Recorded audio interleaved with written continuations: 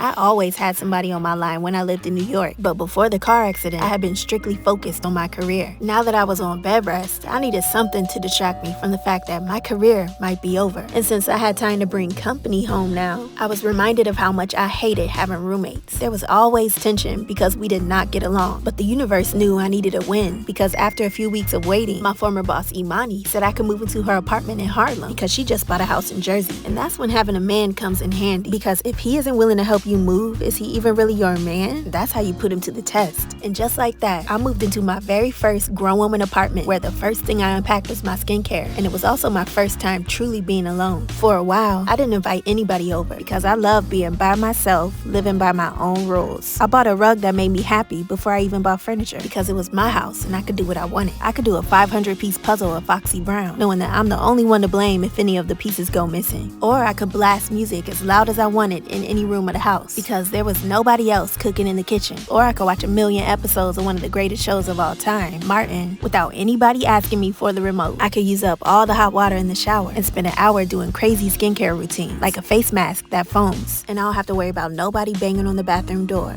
And I could cook at any time of the night that I felt hungry. And by the way, they were struggle meals because I was still injured and I didn't have a job. Kind of like Tommy. And even though I felt a little bad about it, I decided to sue the old lady that hit me. I had gotten all of her info the night of the accident, and I already found a lawyer. He said we could get a check from this, and I clearly needed it. And thankfully, the old lady's insurance paid for my physical therapy. I cried every session because it really felt like I would never lift my arm again. But I know that healing doesn't happen overnight, so I kept working at it. But I still wasn't working at a job though. And one morning, I woke up to an overdrawn bank account. Wow, I officially had no money left, and I still hadn't even bought furniture yet. I was forced to do the unthinkable. Sell all my favorite clothes for some cold, hard cash. Because it had been 2 months, my settlement check still hadn't came in, and rent was due. I considered going back to waitressing since I could function without a sling at this point. But I thought, maybe it's time for something I swore I would never do.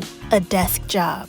I wanted to do something in marketing, but I had zero experience. But being the finesser that I am, I made up a believable resume in Canva, got some of my homegirls to be my references, and I applied to every entry-level marketing position I found on LinkedIn. And eventually, one day after my physical therapy session/workout, I was down real bad when the universe sent me another win, an interview with a luxury fashion brand. This will be an opportunity back into the fashion world, just behind a desk.